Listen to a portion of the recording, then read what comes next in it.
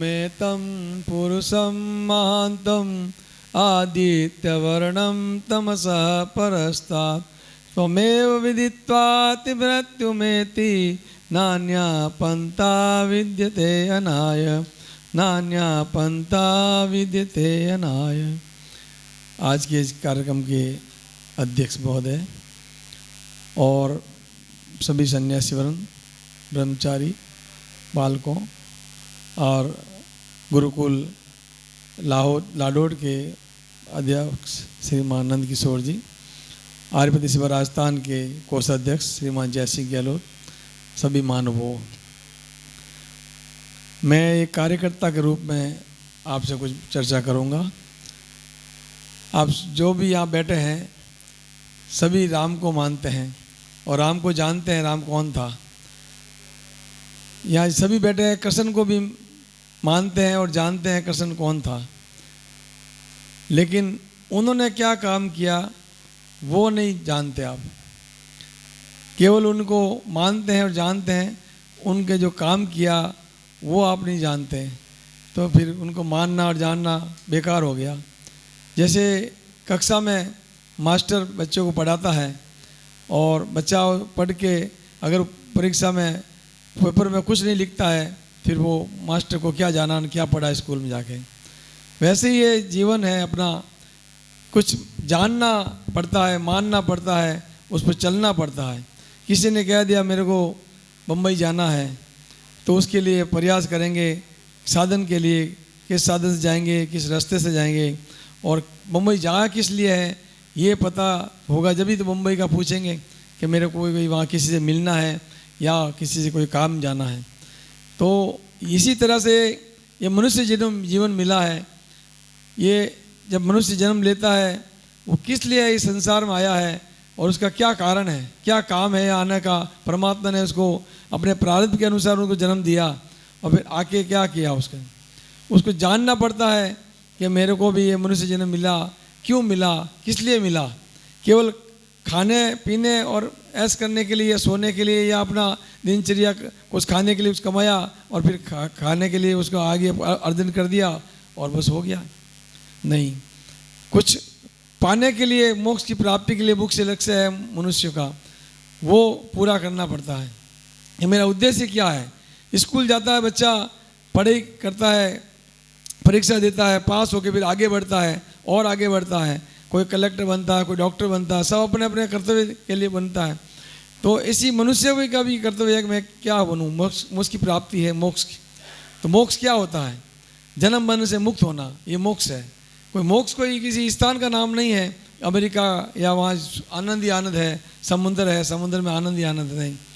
मोक्ष का प्राप्ति का मतलब है जन्म मरण से मुक्त होना। तो ये जन्म मरण से मुक्त होने का क्या मतलब है कि प्रभु की गोद में बैठने आनंद में मन है।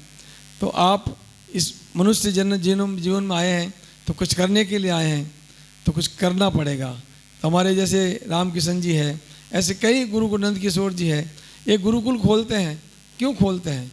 कि उन बच्चों को कुछ बनाएं, अपना कर्तव्य निभाए कि मेरा मनुष्य का जन्म लिया, क्या कर्तव्य मेरा संसार के प्रति, समाज के प्रति, परिवार के प्रति, खुद के प्रति, कि मैं क्या हूँ, मेरे को क्या करना है, मेरे को क्या बनना है, मेरे को क्या करना आगे। तो खुद का कर्तव्य है मेरे को परमात्मा को पाना है, तो आपको भी कुछ बनना पड़ेगा, कुछ पाना के लिए करना पड़ेगा। तो मेरा सभी लोगों से निवेदन है कि आप परिवार को बनाओ कि मेरे बच्चे हैं वो कहाँ जा रहे हैं, उनका कहाँ भेजना है हमको। स्कूल में तो भेज दोगे, वो तो शिक्षा ले लेंगे अनुशासन के लिए, बाकी नैमित्तिक ज्ञान प्राप्त करना पड़ता मनुष्य को। अन्य योनि तो अपने आप स्वाभाविक ज्ञान लेके आ जाती है, उसको दिनचर्या चल जाती है, लेकिन मनुष्य को नैमित्तिक ज्ञान और आगे बढ़ने के लिए प्राप्त करना पड़ता है। मनुष्य योनि दो योनि होती है, भोग योनि और कर्तव्य अपने वापस कर्म बनाने की योनि, कर्म योनि, भोग योनि। तो अपनी पिछली एफडी कराने आए हैं और एफडी तो भुना लिया, अगली एफडी बनानी या ना बनानी वो आपके ऊपर है। तो इन कार्यक्रमों में, सम्मेलन में जो आते हैं, कम से कम कुछ लेके जाएं, विद्वानों के द्वारा जो बोल रहे हैं उनको वचन है, वो वचन को सुने, अपने आगे जाके परिवार को ऐसा बनाने के लिए प्रयत्न करें कि मेरे बच्चे को क्या बनाऊं, मेरे परिवार को क्या बनाऊं। कुटुंब है, समाज है, तो ही मनुष्य जीवन है। बाकी तो गाय है, अपने बछड़े को जब बड़ा हो जाती फिर उसको बेटी मारती है कि तू चला जा, तू चारा मत खा। लेकिन मनुष्य एक उच्च कोटि का मनुष्य है, वो अपने परिवार को, अपने समाज को बनाने लेके चलता है, उसी को मनन करता है कि परमात्मा भजन करता है। तो परमात्मा का भजन करने वाला मनुष्य होता है, बाकी कोई नहीं कर सकता।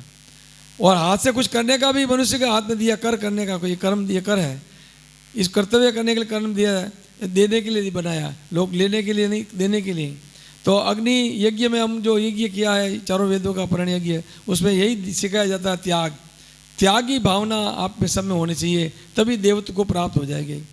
एक सभा बैठी थी, भरी हुई थी, एक व्यक्ति रोज आता था, लेकिन उस दिन थोड़ा लेट आया और पीछे के लिए बैठने का, आगे आने का सोच रहा था। लोगों ने कहा नहीं यहीं बैठ जाओ। पीछे मंच से भी कहा भाई जगह नहीं है, वहीं बैठ जाओ, आप आगे मत आओ। वो बैठ गया। कार्यक्रम हुआ, अच्छा हुआ। फिर कार्यक्रम के लिए कुछ दान राशि के लिए बोला, भाई दान राशि कोई दो, ये कार्यक्रम जो होते हैं दान से ही चलते हैं। तो सब ने कोई 10,000 बोला, कोई 1 लाख बोला, उसने 5 लाख बोला, मेरा 5 लाख, जो सबसे पीछे आया था। तो सब ने कहा आप आइए, आगे आइए, पधारिए और मंच पे बैठिए। तो मंच पे बैठ गया और व्यक्ति ने बोला विद्वानों को, आप तो राजनीति करते हैं क्या? क्यों, क्या हुआ? कि मैं जब पहले आगे आना चाहता था तो आप आने नहीं दिया, लोगों ने नहीं आने दिया, और आपने जब मैंने 5 लाख बोला तो मेरे को यहाँ ऊपर बैठा दिया। वो के ना 5 लाख को बैठाया, ना तेरे को बैठाया, तेरे त्याग को बैठाया मैंने। जो त्याग तूने किया है, इस गठड़ी को लेके आया था साथ में 5 लाख ले, वो त्याग किया है, वो त्याग को तेरे बैठाया है। तो त्याग करना मनुष्य का कर्तव्य है। तो आप सभी त्यागी बने और देवत्व को प्राप्त हुए। तो जितने भी यहाँ लोग आए हैं, अपने आर्य समाज जैसी संस्था में जाना चाहिए और बच्चों को ऐसे साकाल आर्य वीर का शिविर लगाते रहते हैं। इनको धन्यवाद देता हूँ रामकृष्ण जी को कि कितना बड़ा काम कर रहे हैं, अपना परिवार सब छोड़ के ये अपना एक भवन बनाया है और लोगों को बुलाने के लिए प्रयत्नशील है। बड़े बड़े विद्वानों को बुलाया, कितने अच्छे अच्छे लोग विद्वान आए, लेकिन लोग घरों में बैठे हैं, आ नहीं रहे हैं। तो आप जाके, कल तक कार्यक्रम है, जो यहाँ आए हैं कम से कम 4 व्यक्ति को, 5 व्यक्ति को लेके आए हैं, पुण्य मिलेगा। पुण्य मतलब अच्छा काम करोगे तो आपको परमात्मा प्रसन्न होगा, परमात्मा का आशीर्वाद मिलेगा, तूने अच्छा काम किया। बाकी तो अपने कर्मों से सब मिलते ही है, लेकिन और अच्छा काम करना। कोई कहता मैं 10वीं पास किया, 12वीं पास किया, फर्स्ट डिवीजन आया और कुछ डेस्टिनेशन लेके आया, तो ये आपको मिलेगा। आप किसी 2-4 आध व्यक्ति को यहाँ लाके उसके कानों में कुछ अच्छे लोगों के विचार सुनेंगे तो उसका कल्याण हो जाएगा और वो मोक्ष में पदगामी बनेगा। मोक्ष को कई वर्षों बाद में, कई जन्म से मिलता है, लेकिन किनका जल्दी भी मिल जाता है। लेकिन ऐसे काम करना पड़ता है, ऐसे कर्म करना पड़ता है। हमारे राधे श्याम जी से मैं मिला, बहुत प्रसन्न हुआ कि इन्होंने अपने बच्चों को संभाल दिया व्यापार और प्रचार के लिए लगे हुए हैं, और कितने साधारण हैं।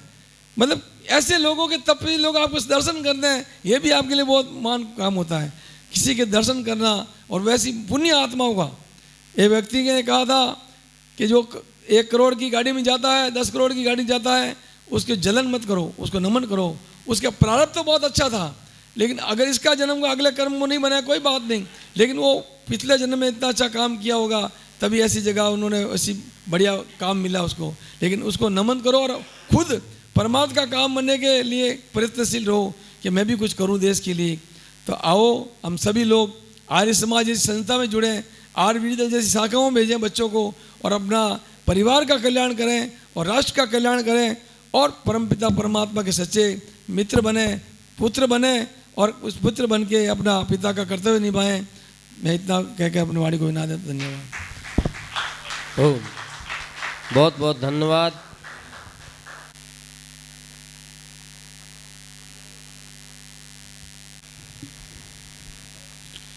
ओम विश्वानि देव सवितर्दुरितानि परासुव यद्भद्रन्तन्नयासुव। आज के समारोह के अध्यक्ष जी और दयानंद योग धाम के अध्यक्ष श्रीमान रामकृष्ण जी शास्त्री, भजनोपदेशक श्रीमान अशोक जी, और मंचस्थ विद्वान मेरे समक्ष विराजमान आर्य भद्र पुरुषों और मातृशक्ति और प्यारे बच्चों। ऋग्वेद का पहला मंत्र है ओम अग्निमीले पुरोहितम यजस देव मृतिबीजम होतारम रत्नधातमम, ये वेद का पहला मंत्र है। इसमें परमात्मा ने कहा ओम अग्निमीले पुरोहितम, हे जीव तू ईश्वर की, वेद माता ने कहा ईश्वर की उपासना करो। पहला मंत्र कहता है ईश्वर की उपासना करो, और लास्ट मंत्र कहता है ओम सम गच्छध्वम सम वदस्वम वो मनांसी जानताम देवा भागम यथा पूर्वे संजाना उपासते। दूसरा मंत्र कहता है मिलकर चलो। तो जो वेद मंत्र, ऋग्वेद का मंत्र ये आदेश दे रहा है कि मिलकर चलो और ईश्वर की उपासना। पहला मंत्र कहता है ईश्वर की उपासना करो, और अंतिम मंत्र कहता है मिलकर चलो। तो हम सब लोगों को मिलकर चलना है और ईश्वर की उपासना करना है। ईश्वर की उपासना से ही आदमी का मन है शुद्ध होता है, आदमी की आत्मा भी शुद्ध होती है, मन भी शुद्ध होता है। तो ईश्वर की उपासना बहुत ज़रूरी है। परमात्मा की उपासना बगैर आदमी उन्नत होता ही नहीं है, ना तो कोई समाज उन्नत होता है, ना कोई आदमी खुद उन्नत नहीं होता है। तो परमात्मा का उपासना करनी बहुत ज़रूरी है। परमात्मा की उपासना से ही आत्मा मजबूत होती है और आदमी कुछ कर पाता है, नहीं तो वो नहीं, कुछ भी नहीं कर पाता। तो परमात्मा का सानिध्य हर वक्त रहना चाहिए। हर वक्त परमात्मा का जो भी काम करे उसमें परमात्मा को ही साक्षी मानकर करें। परमात्मा का ध्यान करना, जप करना बहुत ज़रूरी है। इसी से आदमी उन्नत होता है, इसी से आदमी की तरक्की होती है, इसी से आदमी का मन बुद्धि पवित्र होती है। और मिलकर चलना है, मिलकर चलोगे तो उन्नत होगे, मिलकर चलोगे समाज आगे बढ़ेगा।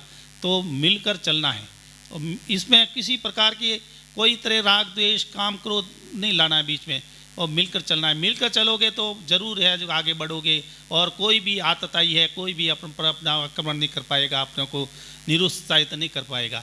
तो मिलकर चलना है, ईश्वर की उपासना करनी है और मिलकर चलना है। आज युवा सम्मेलन है, बच्चे तो आपका बहुत कम हैं, आप बड़े लोग ही हो। तो युवा सम्मेलन में तो मैं आप क्या बोलूँ, सब आप तो समझदार है। और नशा मुक्ति का ये बच्चों का दोनों है कार्यक्रम, आप लोगों का तो आप तो सब समझदार हैं और अच्छे भी हैं। बच्चों को भी इसमें मतलब आज बच्चे है ही नहीं, आते जी कहाँ गए थे आपके बच्चे?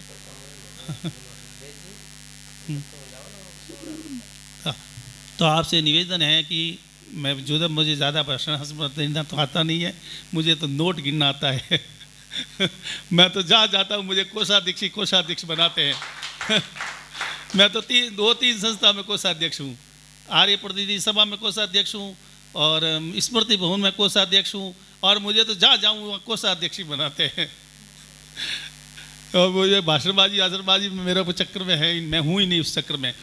फिर भी कोई संस्था आदेश कर देता है तो कुछ न कुछ बोल ही देता हूँ, और वो भी बात वेदों की कहता हूँ, मेरी कोई बात है ही नहीं है, वेदों की बात ही है। जो कुछ स्वाध्याय आप लोगों से, बड़े लोगों से, विद्वान लोगों से सुना वो कह देता हूँ।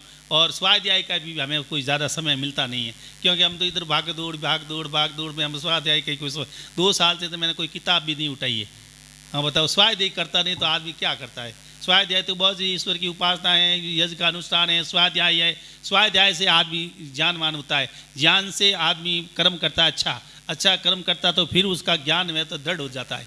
तो आदमी के पास ज्ञान ही नहीं है, ज्ञान पूर्व कर्म नहीं करता है, तो उसका विज्ञान होता ही नहीं है। महर्षि जी ने कहा है ज्ञान से विज्ञान होता है। विज्ञान का क्या मतलब कि दृढ़ निश्चय, यही हो ज्ञान। विज्ञान का मतलब यही बात सही है, वो कोई बात ही सही है नहीं। तो ज्ञान होगा तो विज्ञान होगा, और विज्ञान होगा तो दृढ़ निश्चय होगा, नहीं तो आदमी डुलमुल ही रहता है, उसका कोई विचार दृढ़ होता नहीं है। तो स्वाध्याय मैं तो देखो कम, मुझे समय कम मिलता है। आप लोगों को ये प्रार्थना है कि ईश्वर की उपासना संध्या करो, यज्ञ का अनुष्ठान करो, और स्वाध्याय 5-10 मिनट स्वाध्याय करो। स्वाध्याय बहुत ज़रूरी है। स्वाध्याय से आदमी का एक ज्ञान इतना बढ़ जाता है, फिर वो काम करता तो अच्छा करता है, और क्या काम करने से भी उसका ज्ञान वो दृढ़ हो जाता है। नहीं तो वो ज्ञान कितना भी ज्ञान रहता है, नहीं तो दृढ़ नहीं होता है। तो आपसे निवेदन है कि आप अच्छा काम करें और मिलजुल कर रहें, ईश्वर की उपासना करें। और भाई साहब ने हमें कितनी 10 बार कह दिया भाई साहब आपको आना है, तो भाई साहब की, आप सब लोगों की उपस्थिति में हम हाजिर हुए हैं। आपका बहुत बहुत धन्यवाद। आप सबों ने हमें मान सम्मान दिया है, इसके लिए आप सबका ध्यान सम्मान। ओम शांति।